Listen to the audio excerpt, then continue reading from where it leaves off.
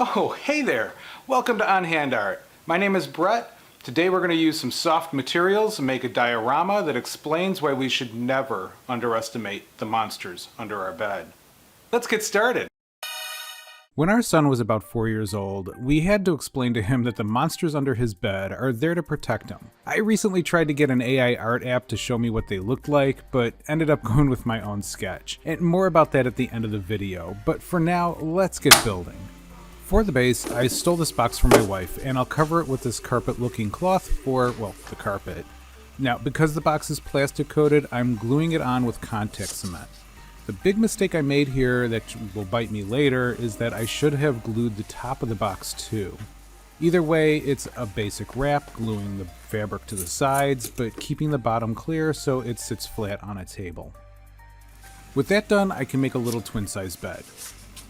I made it to scale, and I'm using slices of this foam sheet that I dug up from, I don't know, someplace, I don't remember where. Either way, I'm gluing those together with contact cement, wrapping the sandwich with white felt like I did the base. And then I'll use these lollipop sticks from my wife's baking days as bedposts.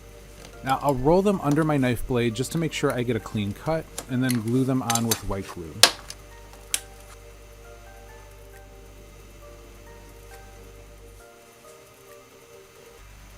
Once I get the first one where I want it, I'll be able to measure the rest against it just to make sure the bed ends up level.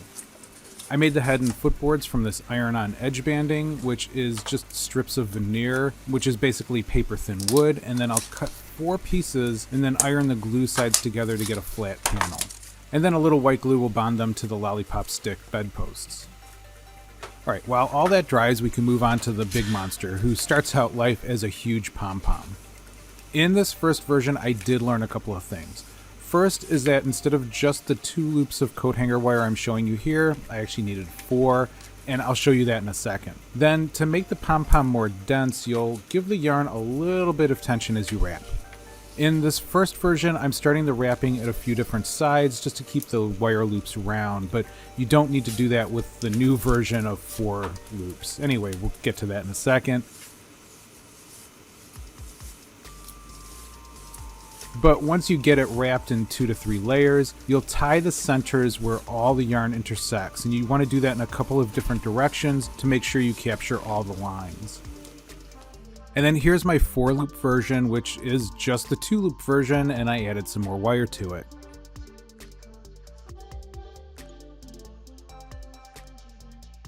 I also found some softer yarn for the final guy, but with the yarn wrapped and tied, you'll cut around the edge. But hold that center core just to make sure your cuts are even. But once it's free, you're ready to start trimming. To get a more dense ball, you're going to trim down until it basically feels less floppy. And actually that's about as technical as I can put it. You'll kind of get the hang of it if you start doing this. So what you'll do is you'll find the center, press it flat, and then trim a circle. You'll flip it 90 degrees and trim again. And then you basically just keep changing directions until you get a nice round ball. To make those little underbed guys, grab a pinch of the offcuts and then just dip them in some white glue, roll them into a fuzz ball and set them aside. That's it. I already made 2 medium-sized monsters, so to make their eyes, I'm cutting little eye-sized squares first from this felt, and then you'll nip off the corners until it's a circle. To make the big guy's eyes, you basically do the same thing on a larger scale, only in this case, it's easier to use the first eye to make a copy for the second eye.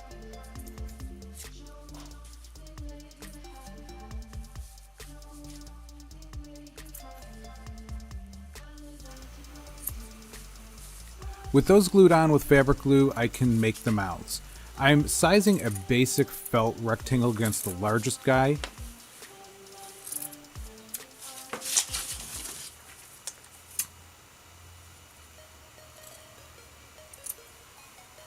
And I tried a couple of mouths, I finally got one I liked, so with that glued in place, I can add little scrap felt mouths to the medium-sized monsters.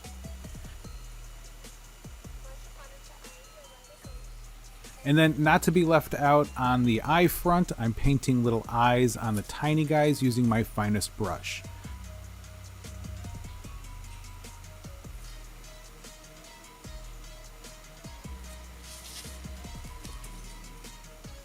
Also, if you make a mistake like I just did, make that the bottom and just try again.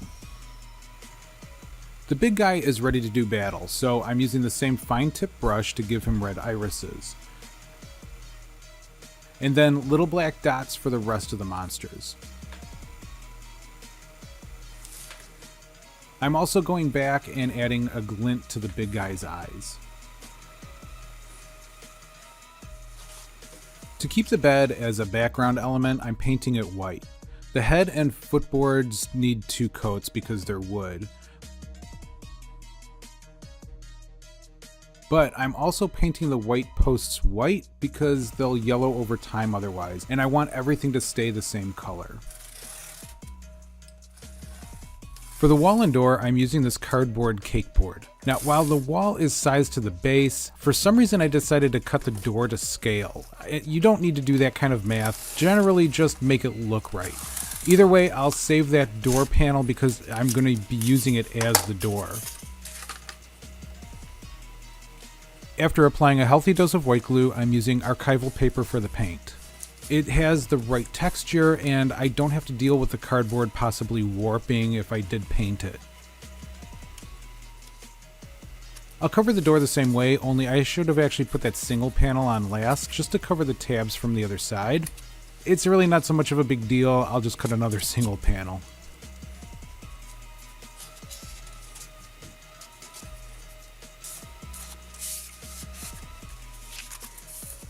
I've also added some strips of paper for the trim.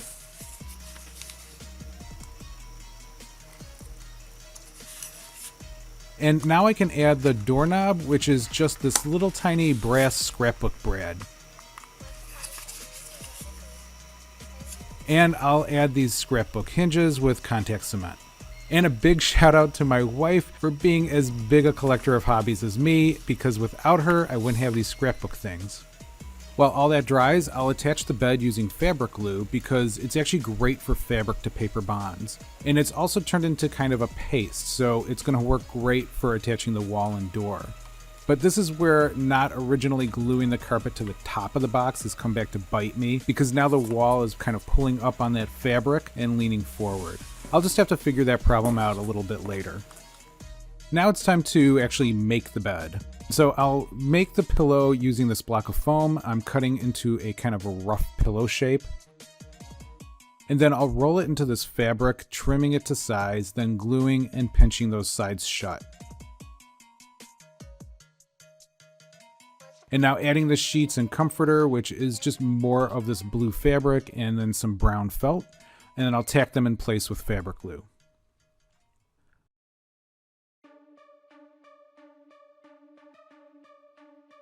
Our big monster needs arms and legs, so I'm reusing the wire from making the pom-poms for the armature. I'll add aluminum foil to give it some shape, but it also lets me use less polymer clay. And then I'm using this bit of Coathanger wire to help me form the foil so the clay has more space to form the fingers. Now the clay I'm using here is this really old dry eraser clay that no one wanted. I don't recommend it. But after warming it up enough, I'm able to work it with just my fingers and then the same Coathanger wire. Now, when I do any art piece, my process tends to be working from a rough shape and then kind of eventually getting to the final form. So in this case, the arm, hands, and fingers. It does take a while though, because it's more dialing into what I want rather than heading there directly, if that makes any sense. Anyway, I'm making the feet from the same kind of armature, but I've moved to a bamboo skewer to add the spaces between the toes because they're much smaller than for the fingers. And now they're ready to bake. I'm painting the medium gray because I'm going for a look that reflects a child's imagination without being too toy-like. So I wanted to stay away from vibrant colors, and black was too contrasty while white was too Santa Clausy. With those dry, I can attach them to the monster with more contact cement. For his legs, I get him mostly balanced and then just hold him until his glue dries. And to fix the wall lean, I glued one of his arms to the door. But now I can move on to the little boy's armature, which is this electrical wire, and I'm sizing it against the mattress. This time I was able to beg for some of my daughter's good polymer clay, and I'll wrap that directly onto the wire. I'm going for something of a claymation look here, so a bit more on the abstractish side of things. And I'm continuing to use my fingers and now this bamboo skewer to get into all those nooks and crannies. And the part I've really been dreading is his head and face, but I think it worked out. I started with a basic lump that I can blend into the body and form the head and neck. His face is very much an evolution, but mostly the suggestion of features.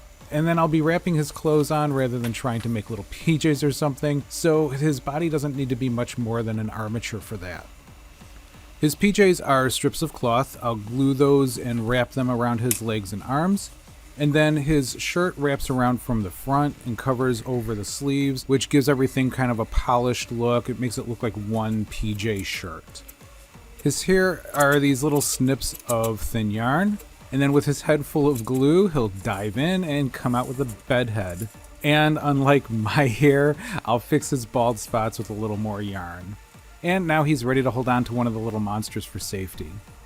Now, at the last minute, I decided to give the big guy a sword. So a little coat hanger wire, more of my daughter's polymer clay, some paint, and he's got a sword. And I'll show you the finished piece in a minute. Okay, first of all, in all fairness to the AI systems out there, they seem to really work much better when you don't have a specific vision in mind and you're looking for ideas. I had a specific vision and I was looking for reference material, and it just doesn't work like that. You live and you learn, right? But I hope you have a newfound respect for the monsters under your bed, that they're here to protect you. Also, a big welcome to all the people who've had a chance to subscribe over the last couple of months. It's great to see that there's kind of a community starting to evolve around this channel. Speaking of, if you do like this content, please leave a like and let me know, and I'll continue to do more of this kind of thing. And without further ado, here's the finished piece.